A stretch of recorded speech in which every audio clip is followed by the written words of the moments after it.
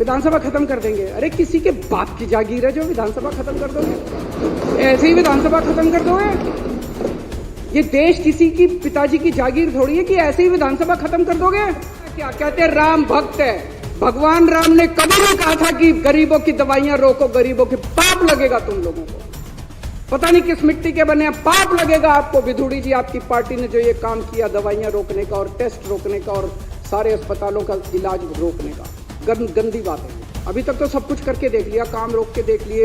एक तुम्हारा यही सपना बचा केजरीवाल को गिरफ्तार करके, ये भी पूरा करके देख। अभी तक तुमने इतनी रेड मारी, एक भी नेता के खिलाफ इसके ऊपर मुकदमा चलना चाहिए। बीजेपी वालों के ऊपर ऐसे ही रेड मारने घुस जाते हो किसी के घर में।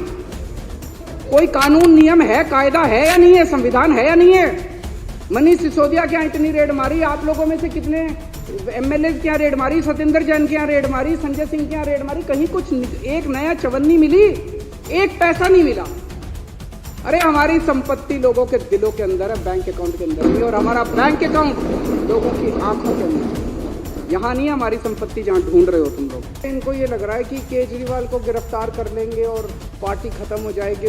केजरीवाल को तो गिरफ्तार कर लोगे, केजरीवाल की सोच को कैसे गिरफ्तार करोगे? और एक केजरीवाल को गिरफ्तार कर लोगे, मेरे भारत माँ की कोख से 1 लाख केजरीवाल पैदा हो जाएगा।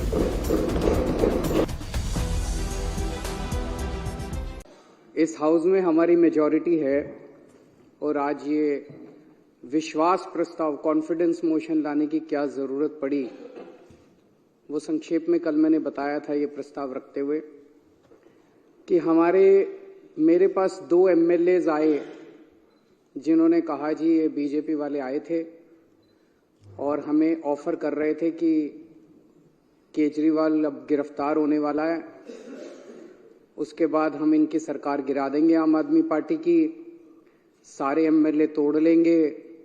21 हमारे संपर्क में हैं, औरों से भी बात चल रही है, तुम भी आ जाओ, 25 करोड़ भी देंगे और जो मांगोगे और भी दे देंगे, तुमको चुनाव भी लड़ा देंगे। फिर हमने सारे एमएलए से संपर्क किया तो पता चला 21 तो नहीं, इन्होंने 7 एमएलए से संपर्क किया था। आज उनमें से कई एमएलएज ने इस हाउस के अंदर अपनी अपनी दास्तान सुनाई है और बताया है कि उनको अप्रोच किया गया था। जैसा भी मेरे भाई राजेश ने बताया, राजेश गुप्ता जी ने, कि ये कहते हैं सबूत दो। क्या, कैसे सबूत दें? किस चीज का सबूत दें? कभी किसी रिश्तेदार के जरिए आ जाते हैं, कभी किसी दोस्त के जरिए आ जाते हैं, आके कहते हैं जी आ जाओ हमारे साथ, अमित शाह से मिलवा देंगे, फलाना कर देंगे। उसकी कोई आदमी कोई टेप रिकॉर्डर जेब में लेके थोड़ी घूमता है कि कोई आएगा और मैं उसको टेप कर लूंगा। किस चीज का सबूत दे? तो मैं एक तो ये कहना चाहता हूं, ये बड़े दिनों से इनको ये लग रहा है कि केजरीवाल को गिरफ्तार कर लेंगे और पार्टी खत्म हो जाएगी। केजरीवाल को तो गिरफ्तार कर लोगे, केजरीवाल की सोच को कैसे गिरफ्तार करोगे?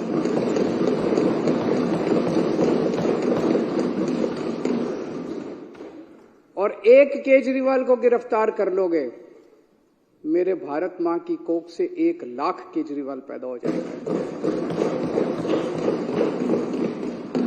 आज जिस तरह से इन्होंने आम आदमी पार्टी पे हमला बोला हुआ है, इतने हमारे नेता गिरफ्तार कर लिए, हमारा सारा काम रोकने की कोशिश कर रहे हैं, धमकियां दे रहे हैं, ये कर रहे हैं, वो कर रहे हैं, सब तरफ से, चारों तरफ से हमले ही हमले हमारे ऊपर किए जा रहे हैं। देश का एक एक बच्चा देख रहा है कि हो क्या रहा है। सारे लोग देख रहे हैं, इनको लगता है लोग बेवकूफ हैं, लोग बेवकूफ नहीं हैं। अब पार्कों के अंदर चर्चा होने लगी है कि यह चल क्या रहा है, तो लोग एक प्रश्न पूछने लगे हैं, क्या मोदी जी केजरीवाल को खत्म करना चाहते हैं? क्या मोदी जी केजरीवाल को क्रश करना चाहते हैं? क्या मोदी जी केजरीवाल को कुचलना चाहते हैं? ये मैं नहीं पूछ रहा, देश का बच्चा बच्चा पूछने लगा है। जिस तरह का अटैक आम आदमी पार्टी के, इतने सारे हमारे नेता गिरफ्तार कर लिए, कभी भारत क्या दुनिया के इतिहास में हमारा नंबर 2 भी अंदर है, नंबर 3 भी अंदर है, नंबर 4 भी अंदर है, अब कह रहे नंबर 1 को भी अंदर डालेंगे। तो इस तरह का आक्रमण कभी नहीं देखा गया। तो ये चर्चा चल रही है, ये क्यों हो रहा है? क्योंकि आज पूरे देश के अंदर बीजेपी का सबसे बड़ा चैलेंजर आम आदमी पार्टी है। आज अगर बीजेपी को खतरा है, भविष्य का खतरा है, तो केवल और केवल आम आदमी पार्टी से खतरा है। इसलिए बीजेपी येन केन प्रकारेण जो मर्जी करके आम आदमी पार्टी को कुचलना चाहती है। और आज पूरी जिम्मेदारी के साथ मैं कहना चाहता हूं, इसमें कोई अहंकार नहीं है कि 2024 के अंदर बीजेपी अगर नहीं हारी लोकसभा चुनाव तो 2029 के अंदर आम आदमी पार्टी इस देश को बीजेपी से मुक्ति दिलाएगी।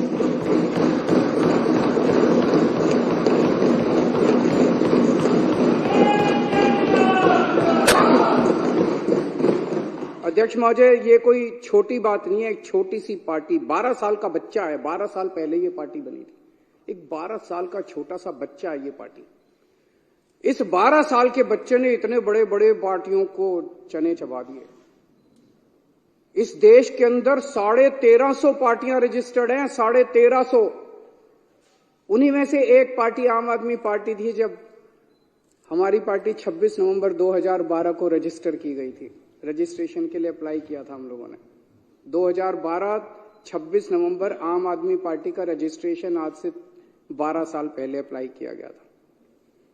मात्र 10 साल के अंदर आज तीसरी सबसे बड़ी पार्टी बन गई है पूरे देश के अंदर। बीजेपी और कांग्रेस के बाद तीसरी सबसे बड़ी। एक एमएलए बनने के लिए लोगों की चप्पल घिस जाती है, पूरी जिंदगी बीत जाती है एक एमएलए बनने के लिए, काउंसलर बनने के लिए। ये कोई इत्तेफाक नहीं है कि ये पार्टी इतने कम समय के अंदर, आज 2 राज्यों के अंदर हमारी फुल फ्लेजेड सरकार है, बहुमत, भारी बहुमत के साथ, ऐतिहासिक बहुमत के साथ सरकार है।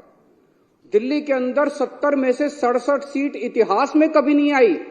पंजाब के अंदर 117 में से 92 सीट पंजाब के इतिहास में कभी नहीं आई। गुजरात के अंदर पहली बार चुनाव लड़े, पहली बार के अंदर हमारे 14% वोट और 5 एमएलए आ गए। गोवा के अंदर पहली बार चुनाव लड़े और गोवा के अंदर हमारे आज 2 एमएलए हैं। ये कोई छोटी बात नहीं है, इतनी छोटी सी पार्टी और इतना बड़ा। और चंडीगढ़ के अंदर तो आपने देखा हमारा मेयर इन्होंने किस तरह से छीन लिया इन लोग। तो ये कोई छोटी बात नहीं है। और मात्र 12 साल के बाद आज नेशनल पार्टी बन गई। तो आज इनको खतरा और डर भविष्य का केवल और केवल आम आदमी पार्टी से है। और ये भी जानते हैं, और फिर मैं दोहरा रहा हूं कि अगर ये 2024 में जीत जाते हैं तो 2029 में बीजेपी को इस देश को बीजेपी से मुक्ति आम आदमी पार्टी दिलाएगी। कुछ लोग ये भी कहते हैं, जब चर्चा करते हैं लोगों के साथ, लोगों में, मैं तो ये बता रहा हूं, ये मेरी भावनाएं नहीं है, लोगों की, जनता के अंदर जो चर्चा चल रही है, कुछ लोगों का यह भी कि आम आदमी पार्टी के पीछे इसलिए पड़ रही है, दिल्ली की हार को पचा नहीं पा रहे।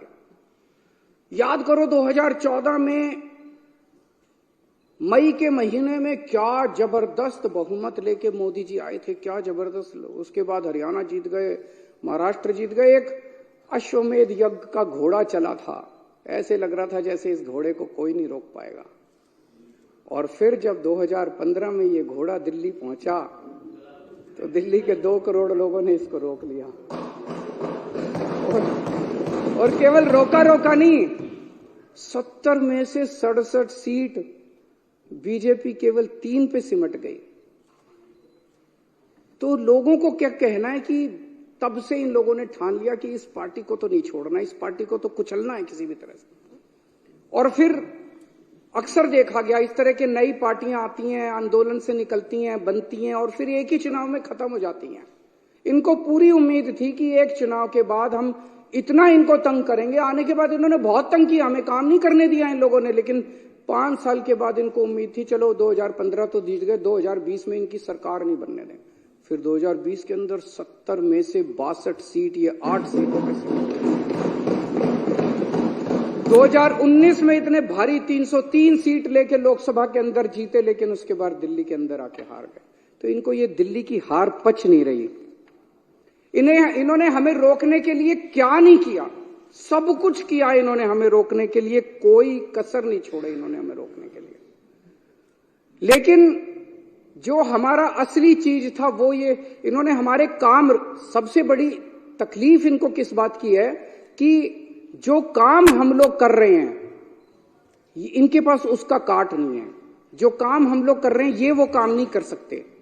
हमने क्या क्या काम किए, हमने पिछले पहले हमारी दिल्ली में सरकार थी, पंजाब में सबसे बड़ा काम किया। दिल्ली में और पंजाब में दोनों जगह बिजली फ्री हो गई और बिजली 24 घंटे हो गई। मैं आज बीजेपी को चैलेंज करता हूं, 30 साल से गुजरात के अंदर तुम्हारी सरकार है, 15 साल से मध्य प्रदेश के अंदर तुम्हारी सरकार है, 10 साल से उत्तर प्रदेश के अंदर तुम्हारी सरकार है। एक राज्य के अंदर बिजली फ्री करके दिखा दो, तुम बिजली 24 घंटे करके दिखा दो। एक राज्य के अंदर इतने बड़े बड़े पावर कट लगते हैं, गुजरात के अंदर, मध्य प्रदेश के, पंजाब के अंदर एक साल में 0 पावर कट हो गया।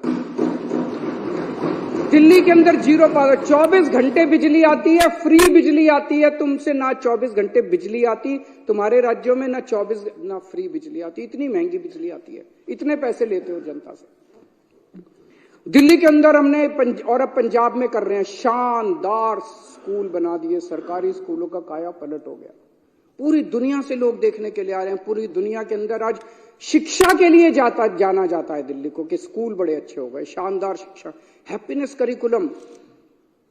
अमेरिका के राष्ट्रपति की बीवी हमारा हैप्पीनेस करिकुलम की क्लास अटेंड करके जाती है। दिल्ली ने देश का नाम पूरी दुनिया के अंदर रोशन किया है। और इनके स्कूलों को उठा के देख लो, गुजरात, मध्य प्रदेश, उत्तर प्रदेश के स्कूलों को उठा के देख लो, क्या हालत बना रखी है। उनके अंदर जानवर घूम रहे हैं, ये टूटी पड़ी हैं, दीवारें टूटी पड़ी है। कितने गरीबों के बच्चों का भविष्य जो है इन्होंने अंधकार में डाला हुआ है। मैं चैलेंज करता हूं बीजेपी को, इतने सारे स्कूल तो छोड़ो, 10 स्कूल तुम अपने गुजरात में, मैं तो इतना घूमा गुजरात में चुनाव पर, एक स्कूल नहीं मिलता था जो इन्होंने ठीक कराओ। 30 साल के अंदर तुमसे एक स्कूल ठीक नहीं हुआ। ये काम तुम नहीं कर सकते, इसलिए इनको तकलीफ है। हमने दिल्ली में अस्पताल इतने बना दिए, सबका इलाज मुफ्त कर दिया। अस्पताल बना दिए, सबका इलाज मुफ्त कर दिया। मोहल्ला क्लिनिक बना दिए जिसमें गली गली के अंदर लोगों को इलाज मिलने लगा। तुम भी कुछ अच्छे, तुम लंबी लकीर तो खींच के दिखाओ यार, तुम कुछ अच्छा काम तो करके दिखाओ। हमने बुजुर्गों के लिए तीर्थ यात्रा कर दी, इतना आशीर्वाद देते हैं, इतना आशीर्वाद देते हैं बुजुर्गों को। और ये सारे काम पंजाब में भी हो रहे हैं। पंजाब में दिल्ली से ज्यादा मोहल्ला क्लिनिक, दिल्ली में तो 540 मोहल्ला क्लिनिक बने हैं, पंजाब में 800 से ज्यादा मोहल्ला क्लिनिक 1 साल के अंदर बन गए। महिलाओं के लिए फ्री बस यात्रा कर दी इन्होंने, इतना विरोध किया, लेकिन सारी महिलाएं तो हमारे साथ ही हैं। दिल्ली के अंदर पानी कोने कोने के अंदर पहुंचा दिया, घरों में पानी नहीं आता, कोने कोने के अंदर पहुंचा दिया, पानी फ्री कर दिया। कच्ची कॉलोनियों को लेके इन्होंने सबसे ज्यादा राजनीति की, अगर काम किया तो हमने किया। दिल्ली की कच्ची कॉलोनियों के अंदर सड़क बनाने का, पानी की लाइनें बिछाने का, हमने सीवर की लाइनें बिछाने का हमने काम किया। पंजाब अभी 2 साल हुए हमें आए हुए, पंजाब के अंदर इस वक्त एक बहुत बड़ी क्रांति आ रही है। गांव गांव के अंदर इरिगेशन, सिंचाई का पानी पहुंच गया। गांव गांव के अंदर जहां पहले पानी नहीं मिलता था, गांव गांव के अंदर सिंचाई का पानी पहुंच गया। हमसे सीख लो, हमें सारे काम करने आते हैं, हमसे भी नहीं सीखोगे और काम भी नहीं करने दोगे। अभी delivery of free services, door step delivery of free services, आपको दफ्तर जाने की जरूरत नहीं है, फोन करो और आपके घर आके सरकार काम करेगी। दिल्ली में भी लागू हो गया, पंजाब में भी लागू हो गया। इन्होंने दिल्ली के अंदर हमें door step delivery of ration नहीं करने दी, घर घर हम राशन पहुंचाना चाहते थे, इन्होंने दिल्ली में नहीं करने दी, हमने पंजाब में जाके लागू कर दी। अभी 10 दिन पहले मैं उद्घाटन करके आया हूं पंजाब में। हम लोग व्यवस्था बदल रहे हैं, बहुत बड़ा काम कर रहे हैं। और अब मैं आपको बताता हूं जो एक दर्दनाक कहानी है कि इन लोगों ने किस तरह से ये सारे काम रोके। जब इन्होंने देखा कि जो काम केजरीवाल कर रहा है ये काम तो हमसे होते नहीं, ना हमसे स्कूल बनते, ना हमसे अस्पताल बनते, ना हमसे बिजली का काम होता, ना हमसे पानी का काम होता, ना हमसे सिंचाई का काम होता, ना हमसे दलाल खत्म, हमसे और ना हमारी इच्छा। भी को पैसे कमाने इन्होंने, तो जब इन्होंने देखा ये काम नहीं तो इन्होंने काम रोकने का काम किया। बड़े दर्द के साथ आज मेरे को कहना पड़ रहा है कि पिछले साल इन्होंने किस तरह से दिल्ली के अस्पतालों के अंदर दवाइयों को रोकने का काम किया। अस्पतालों के अंदर गरीब आदमी अपना इलाज कराने के लिए आता है, अस्पतालों के अंदर बेबस आदमी जिसके पास पैसा नहीं होता, जो अमीरों के अस्पताल में, 5 स्टार अस्पताल में इलाज नहीं करा सकता, वो कराने के लिए आता है। हमने अस्पताल बदले थे, अस्पताल शानदार बना दिए, सारी दवाइयों का सबका इंतजाम किया। इन्होंने अफसरों के ऊपर उनकी हाथ मरोड़ के उन दवाइयां बंद करा दी। इन्होंने टेस्ट बंद करा दिए। मोहल्ला क्लिनिक में 3 महीने तक पिछले साल मोहल्ला क्लिनिक में टेस्ट नहीं हो पाए। इन्होंने पेमेंट रोक दी लेबोरेटरीज की। इतने गंदे और इतने घटिया लोग हैं ये लोग। कोई रोकता है क्या? कहते हैं राम भक्त है। भगवान राम ने कभी नहीं कहा था कि गरीबों की दवाइयां रोको, गरीबों की। पाप लगेगा तुम लोगों को। पता नहीं किस मिट्टी के बने हैं, पाप लगेगा आपको। विधुड़ी जी, आपकी पार्टी ने जो ये काम किया दवाइयां रोकने का और टेस्ट रोकने का और सारे अस्पतालों का इलाज रोकने का, गंदी बात है ये। बता के जाना, आप भी रुक जाओ, बता के जाना अपनी पार्टी वालों को क्यों किया उन लोगों ने। दुश्मनी मेरे से है, दुश्मनी केजरीवाल से है। दिल्ली के 2 करोड़ लोगों से क्यों बदला ले रहे हो तुम लोग? एक वो एमटीएस थे, data entry operator, OPD counter पे जब आप सरकार, बैठ जाओ, मैं सारे जवाब दूं, बैठ जाओ 2 मिनट बैठ जाओ, मैंने डिस्टर्ब नहीं किया था। दिल्ली के अंदर जब आप अस्पताल में जाते हो, दवाई की खिड़की पे जाते हो, खिड़की ऊपर एक आदमी बैठा मिलता है रजिस्ट्रेशन करने के लिए, ओपीडी के लिए, ओपीडी का कार्ड काटने के लिए। वो कॉन्ट्रैक्चुअल था, वो डेटा एंट्री ऑपरेटर था। एक दिन एक ऑर्डर पास करके इन्होंने दिल्ली के सारे सरकारी अस्पतालों के डेटा एंट्री ऑपरेटर हटा दिए। अब अस्पताल के अंदर रजिस्ट्रेशन करने वाला कोई नहीं बचा। अरे करना क्या चाहते हो? दिल्ली के लोगों को मारना चाहते हो क्या? एक दिन फरिश्ते स्कीम कि अगर दिल्ली की बाउंड्री के अंदर किसी का भी एक्सीडेंट होगा उसका फ्री में इलाज किया जाएगा, चाहे प्राइवेट में हो चाहे सरकारी अस्पताल में हो। 23,000 लोगों का हम फ्री में इलाज करा के उनकी जिंदगी बचा चुके हैं। इन्होंने फरिश्ते स्कीम बंद करा दी इन लोगों ने। इतने घटिया किस्म के लोग हैं ये लोग। मेरा दिल रोता है जब मैं ये सारी चीजें, मैं जानता हूं किसी दिन लिखूंगा ये सब कि किस तरह से भारतीय जनता पार्टी के लोगों ने कितने घटिया स्तर के ऊपर इन लोगों ने काम किया है। ये राजनीति होती है, ये राजनीति सत्ता के लिए तुम किसी भी हद तक चले जाओगे, कुछ भी करोगे सत्ता के लिए। अरे मेरे से दुश्मनी है, मेरे को गालियां दे लो यार, दिल्ली के लोगों का इलाज तो मत रोको कम से कम। आप लोगों को लगेगा केजरीवाल झूठ बोल रहा है। भाई सरकार तो हमारी है, फिर ये कैसे रोक सकते हैं? ऐसा मन में आएगा ना कि भाई सरकार तो हमारी है, सरकार तो केजरीवाल की है, फिर ये कैसे रोक सकते हैं? मैं बताता हूं कैसे रोक सकते हैं।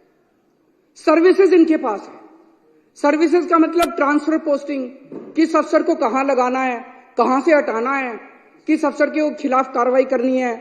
अगर कोई अफसर करप्शन करता है तो उसके खिलाफ कार्रवाई, डिसिप्लिनरी प्रोसीडिंग, विजिलेंस, जेल भेजना, ये सारा इनके पास है। पूरा अफसरशाही के ऊपर और स्टाफ के ऊपर और कर्मचारियों के ऊपर इनका कंट्रोल है।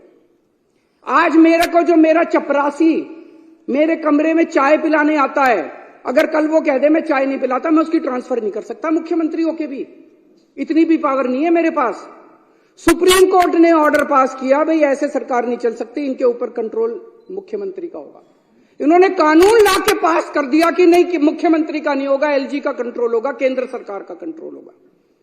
अब ये क्या कर रहे हैं? एक आईएएस अफसर को बुला के धमकी दी जा रही है। धमकी क्या दी जा रही है कि अगर तुमने इस सरकार का एक भी काम किया, किसी भी मंत्री का एक भी काम किया, तुमको जेल भेज देंगे, तुमको सस्पेंड कर देंगे, तुम्हारे ऊपर झूठा केस बना देंगे। जैसे इतने सारे झूठे केस अभी इन्होंने बताए, तुम्हारे ऊपर झूठा केस बना देंगे, सस्पेंड कर देंगे, ईडी लगा देंगे, सीबीआई लगा देंगे। खबरदार अगर तुमने इनका साथ दिया तो। रो रहे हैं आईएएस अफसर, रो रहे हैं दिल्ली सरकार के कर्मचारी। एक मेरे पास अफसर आया, टप टप आंसू बह रहे थे, 56 साल की उम्र है उसकी, और टप टप आंसू बह रहे थे उस आईएएस अफसर के। वो बेचारा, वो कहता है जी मैंने कभी ऐसी नौकरी नहीं देखी, इस तरह का माहौल मैंने कभी नहीं देखा कि खुलेआम हमें धमकाया जा रहा है। दिल्ली के अंदर, पूरी दिल्ली के अंदर पानी का संकट इन्होंने और सीवर का संकट पैदा कर रखा है। कैसे? आप लोगों ने, इस पूरी विधानसभा ने बैठ के बजट पास किया पिछले साल। आपने कहा भाई 5,000 करोड़ रुपए बजट होगा दिल्ली जल बोर्ड का। वो सारा पैसा लेके बैठ गए ये लोग। फाइनेंस डिपार्टमेंट पैसा नहीं दे रहा जल बोर्ड का। 6 महीने से पैसा नहीं मिला जल बोर्ड को। जल बोर्ड चलेगा कैसे? छोटे मोटे रिपेयर का पैसा भी नहीं मिला जल बोर्ड के पास रिपेयर का पैसा भी नहीं बचा। छोटा मोटा धमकी दी जा रही है कि फाइनेंस डिपार्टमेंट के प्रिंसिपल सेक्रेटरी को धमकी दी जा रही है, खबरदार अगर तूने पैसा दिया। दिल्ली को ये बर्बाद करना चाहते हैं। चारों तरफ सीवर बहने लग गया, पानी का संकट हो रहा है। अल्टीमेटली सौरभ भारद्वाज और अतीशी ने मिलकर हाईकोर्ट में केस करा। हाईकोर्ट ने ऑर्डर कर दिया पैसा तुरंत रिलीज करो। अगली हेयरिंग 29 फरवरी को है, अभी तक नहीं करा इन्होंने। ना ये सुप्रीम कोर्ट की मानते, ना ये हाईकोर्ट की मानते।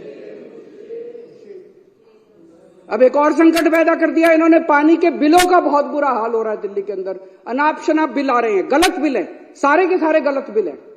हमने प्रस्ताव रखा, आप ही बताना अगर गलत है तो। हमने कहा भाई अगर किसी का पानी का बिल गलत है, आपके पिछले सालों के अंदर 3 साल 4 साल 5 साल जब से आपने पैसे नहीं भरे, आपके 2 या 2 से ज्यादा अगर कोई भी ओके बिल है, उसको हम ले लेंगे, उसका एवरेज निकालेंगे और एवरेज के हिसाब से बाकी सारी कर देंगे। ठीक है कि नहीं है?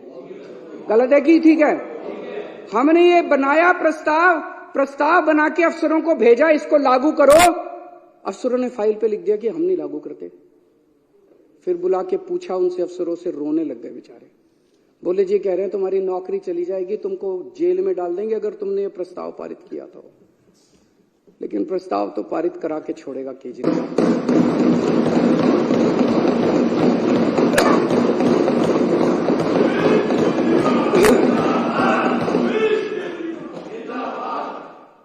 देखते हैं कि बाजुए कातिल क्या है वो, जोर कितना बाजुए कातिल में है।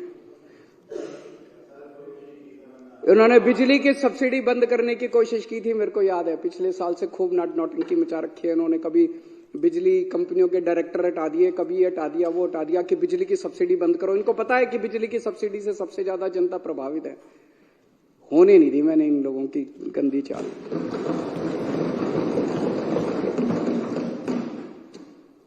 हम बहुत छोटे लोग हैं और हम यहाँ पे देखो तो पता नहीं मुश्किल से 2-4 ही होंगे जो कि पॉलिटिकल बैकग्राउंड से हैं। बाकी तो सारी एक तरह से गलियों में घुमा करते थे हम सारे। हमारी क्या औकात थी? हैं? हाँ, क्या औकात थी हम लोगों की? लेकिन कुछ तो ऊपर वाला चाह रहा है, कुछ तो हमसे करवाना चाह रहा है। मतलब एक सुंदर नगरी की झुग्गियों के अंदर मैं यूं ही घुमा करता था, कोई नहीं पूछता था। परिवर्तन नाम की एनजीओ चलाया करता था, आप लोग भी अपनी अपनी जिंदगी चला रहे थे। अचानक वहां से उठा के लोगों का पता नहीं क्या प्यार था, क्या किस्मत थी, ऊपर वाला हमसे क्या कराना चाह रहा है, यहां पहुंचा दिया हम लोगों को। और अब इतने बड़े बड़े षड्यंत्र हमारे खिलाफ चल रहे हैं, इतने बड़े बड़े षड्यंत्र, और हम भी डटे हुए हैं, कुछ कर नहीं पा रहे ये लोग। क्यों? करोड़ों लोगों की दुआएं हमारे साथ। 18 लाख बच्चे सरकारी स्कूलों में पढ़ते हैं। उन बच्चों के माँ बाप से पूछ के देखो, इतनी दुआएं देते हैं हम लोगों को। उनके बच्चों का भविष्य बना दिया हम लोगों ने। उसमें बीजेपी वालों के भी हैं, कांग्रेस। हमने कभी राजनीति नहीं की। हमने ये नहीं कहा कि आम आदमी पार्टी वालों के बच्चों को एडमिशन देगी, बीजेपी वाले। सारे आओ, सारे हमारे बच्चे हैं, चाहे बीजेपी वालों के चाहे कांग्रेस। बच्चे पढ़ जाएं। उन बच्चों के माँ बाप का आशीर्वाद हमारे साथ है। लाखों करोड़ों लोगों का मुफ्त में इलाज हुआ अस्पतालों के अंदर, मोहल्ला क्लिनिक के अंदर। उनकी दुआएं हमारे साथ है। और जिन जिन को तकलीफ हुई दवाइयां और ये रोकने की, उनकी बद्दुआएं इन लोगों के साथ है।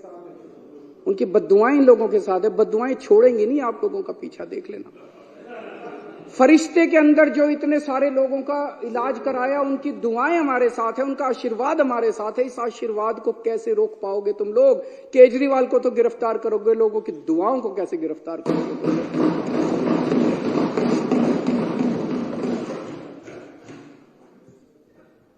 अब ये ऑपरेशन लोटस करने आए हैं। कितने ऑपरेशन लोटस कर लिए, अब तो थकते भी नहीं हो तुम। हमारी दाद तो देनी पड़ेगी तुम लोगों को। हमें क्यों नहीं तोड़ पा रहे ये लोग? हमें क्यों नहीं खरीद पा रहे? क्योंकि हमने कोई गलत काम नहीं किया। दूसरे स्टेट्स के अंदर दूसरे नेताओं, जो आपने इतने सारे नाम लिए, फलाना ये फलाना वो, उन लोगों ने गलत काम किए थे। वो गलत काम किए थे, इसलिए उनको बीजेपी का संरक्षण चाहिए था, इसीलिए वो अपनी पार्टी छोड़ के इनके साथ चले गए। तो एक फॉर्मूला जान लो, अगर कोई व्यक्ति बीजेपी के दबाव में आके बीजेपी में चला जाए, वो चोर है। और अगर कोई व्यक्ति बीजेपी के दबाव के बावजूद बीजेपी में ना जाए तो ईडी और सीबीआई वाले चाहे उसको जितने मर्जी जेल में डाले, वो कट्टर ईमानदार है। मनीष सिसोदिया पे इन्होंने कितना दबाव डाला, खुलेआम है। मनीष सिसोदिया को बोले केजरीवाल की पार्टी छोड़ दे, केजरीवाल की सरकार गिरा के तेरे को मुख्यमंत्री बना देंगे। पर मनीष सिसोदिया हेमंत बिश्व शर्मा तो नहीं है, उसने कोई चोरी तो नहीं कर रखी। वो बोला मेरे को मुख्यमंत्री भी नहीं बनना और मैंने कोई गलत काम नहीं किया। तुम साल 2 साल 3 साल रख लोगे, अल्टीमेटली तो मैंने बाहर आना ही आना है। मैंने कोई गलत काम नहीं किया, मैं क्यों टूटूंगा। आप सब लोगों को, इतने सारे लोगों को इन्होंने अप्रोच किया। मैं सलाम करता हूं आप लोगों को कि क्या गजब के लोग हो आप लोग। टूटे नहीं, आप टूटे नहीं, आप ही मेरी ताकत हो। दिल्ली के 2 करोड़ लोग और दिल्ली के जो आप 61 विधायक हो, आप सब लोग मेरी ताकत हो, जिसकी वजह से आज मैं इन लोगों का मुकाबला कर पा रहा हूं। अगर आप में से कई लोग टूट जाते, मेरी भी सरकार गिर जाती। पर आप लोग नहीं टूटे, आप लोग मेरी ताकत हो।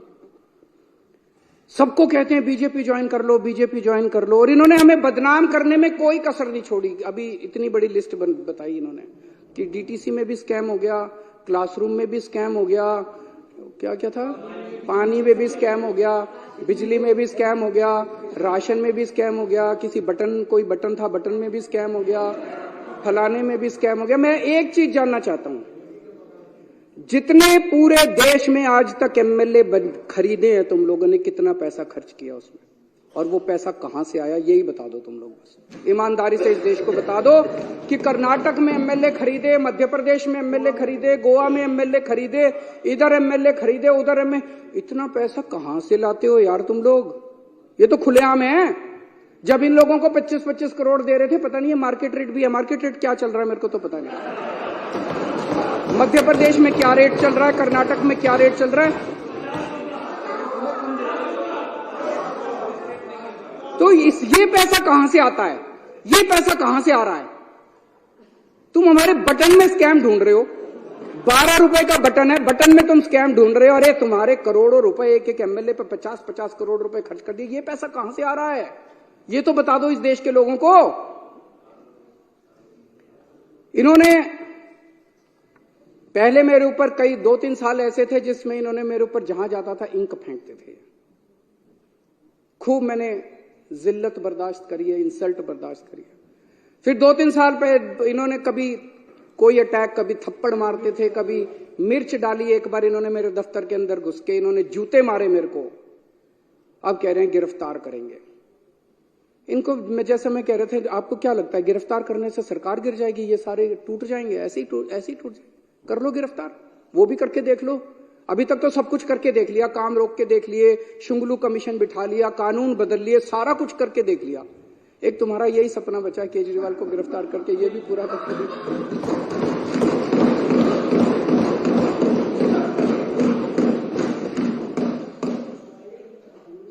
अभी तक तुमने इतनी रेड मारी, एक भी नेता के खिलाफ इसके ऊपर मुकदमा चलना चाहिए। बीजेपी वालों के ऊपर ऐसे ही रेड मारने घुस जाते हो किसी के घर में। कोई कानून नियम है, कायदा है या नहीं है, संविधान है या नहीं है। मनीष सिसोदिया के यहां इतनी रेड मारी, आप लोगों में से कितने एमएलए के यहां रेड मारी, सत्येंद्र जैन के यहां रेड मारी, संजय सिंह के यहां रेड मारी, कहीं कुछ एक नया चवन्नी मिली, एक पैसा नहीं मिला। अरे हमारी संपत्ति लोगों के दिलों के अंदर है, बैंक अकाउंट के अंदर नहीं, और हमारा बैंक अकाउंट लोगों की आंखों के अंदर। यहां नहीं हमारी संपत्ति जहां ढूंढ रहे हो तुम लोग। अध्यक्ष महोदय, 2014-15 में 2 घटनाएं घटी उस फाइनेंशियल ईयर में। 2014 के मई में केंद्र के अंदर एक पार्टी की सरकार बनी जिसको लोगों ने केंद्र में भारी बहुमत दिया, अभूतपूर्व बहुमत दिया। और 2015 की फरवरी के अंदर दिल्ली में एक पार्टी की सरकार बनी जिसे लोगों ने भारी बहुमत दिया, अभूतपूर्व बहुमत दिया। और वहां से 2 किस्म की राजनीति ने जन्म लिया। एक केंद्र के अंदर जो सरकार बनी थी और दिल्ली के अंदर जो सरकार बनी थी। आज 10 साल हो गए दोनों सरकारों को बने हुए। एक केंद्र की सरकार है जिसने 10 साल में कोई काम नहीं किया, और अब वो केवल कैसे वोट लेना चाहते हैं, कांग्रेस के नेताओं को गिरफ्तार कर लो, कांग्रेस का अकाउंट फ्रीज कर दो, आम आदमी पार्टी के नेताओं को गिरफ्तार कर लो, ईडी को सबके पीछे लगा दो, सारी ओपोजिशन को कुचल डालो, सारे नेताओं को जेल में डाल दो। इस तरह से ये वोट लेना चाहते हैं। और दूसरी राजनीति दिल्ली की राजनीति थी, जिसके अंदर हमने स्कूल बनवाए, अस्पताल बनवाए, लोगों का इलाज किया, लोगों के बच्चों को पढ़ाया, पानी का इंतजाम किया, बिजली का। हमने 2 करोड़ लोगों का दिल जीता, इसलिए हम वोट मांग रहे हैं। दोनों 2 किस्म की राजनीति अब देश के लोगों को तय करना है। एक पाप की राजनीति है, एक पुण्य की राजनीति है। इस देश को पाप की राजनीति चाहिए या इस देश को पुण्य की राजनीति चाहिए, ये लोगों को तय करना है। अब आजकल बड़ी अफवाह फैला रखी है इन लोगों ने, बस ये लोकसभा चुनाव हो जाएं, उसके बाद तो संविधान बदल के दिल्ली को फुल यूनियन टेरिटरी बना देंगे, उसके बाद चुनाव फैला रखी नहीं फैला रखी, विधानसभा खत्म कर देंगे। अरे किसी के बाप की जागीर है जो विधानसभा खत्म कर दोगे? ऐसे ही विधानसभा खत्म कर दोगे? ये देश किसी की पिताजी की जागीर थोड़ी है कि ऐसे ही विधानसभा खत्म कर दोगे। मैं आज बीजेपी से जानना चाहता हूं, ये चुनाव इसी बात पे हो जाए, दिल्ली के लोगों से जाके वोट मांगो, बोलो तुम्हारा वोट का अधिकार छीन लेंगे, वोट दो हमको। मजाल जो तुमको। आज बीजेपी स्पष्ट कर दे कि लोकसभा के बाद दिल्ली की विधानसभा को भंग करेंगे कि नहीं करेंगे, इसी के ऊपर चुनाव हो जाए इस बार। आप भी जा जाके गली गली में बोलना और गली गली में लोगों को बताना कि अगर तुमने बीजेपी को वोट दे दिया तो तुम्हारा बीजेपी वोट का अधिकार छीनने वाली है। बीजेपी खुल के अंदर बोल रही है और बीजेपी को हम ललकारेंगे, अगर हिम्मत है तो करके दिखा दो। और एक और आप सबसे विनती है कि विधानसभा भंग करें या ना करें, हम यहां सत्ता के लिए नहीं आए, हम यहां सेवा के लिए आए हैं, काम करते रहना। हम एमएलए रहे ना रहे, मंत्री रहे ना रहे, मुख्यमंत्री रहे ना रहे, विधानसभा रहे ना रहे, पूरी जिंदगी देश के लिए न्यौछावर की है, सत्ता के लिए नहीं, हमने सर्विस सेवा के लिए हम लोगों ने न्यौछावर की है। मैं दिल्ली वालों को भी बोलना चाहता हूं, इन लोगों को आपके बेटे से तकलीफ है। आपने मेरे को बहुत कुछ दिया है दिल्ली वालों ने, सुंदर नगर की गलियों से उठा के एक आदमी को इतनी बड़ी जिम्मेदारी दिल्ली वालों ने दे दी। इन लोगों को आपके बेटे से तकलीफ है, ये आपके बेटे को क्रश करना चाहते हैं, ये आपके बेटे को खत्म करना चाहते हैं। लेकिन आप चिंता मत करना, मैं आपके साथ हूं, आपके लिए लड़ता रहूंगा मरते दम तक। मेरी ये विधानसभा भंग भी कर दें, अगर ये जितने मर्जी षड्यंत्र करते रहें, सत्ता में होते हुए या सत्ता में बाहर रह के मेरी जिंदगी आप लोगों के लिए है। 7 जन्म में भी मैं आपका एहसान नहीं चुका सकता जो एहसान दिल्ली वालों का मेरा है।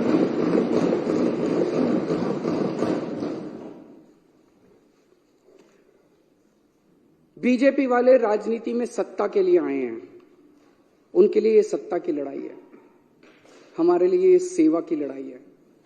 ये खूब षड्यंत्र रचेंगे, ये बार बार सत्ता को इस्तेमाल करके हमें कुचलने की कोशिश करेंगे।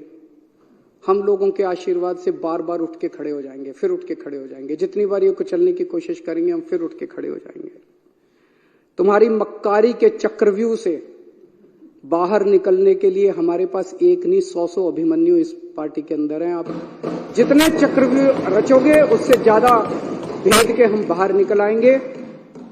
अध्यक्ष महोदय, इस जो प्रपोजल मैंने कल रखा था उसका मैं पूरी तरह से समर्थन करता हूं और मैंने पूरे अच्छे तरीके से बताया कि इसको लाने की क्या जरूरत पड़ी।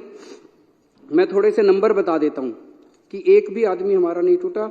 हमारे टोटल 62 एमएलए हैं, अभी यहां पे विधानसभा में 54 मौजूद हैं, 2 बीमार हैं, 3 आउट ऑफ स्टेशन हैं, 2 जेल में हैं, सतिंदर जैन और मनीष सिसोदिया, और एक के यहां शादी है।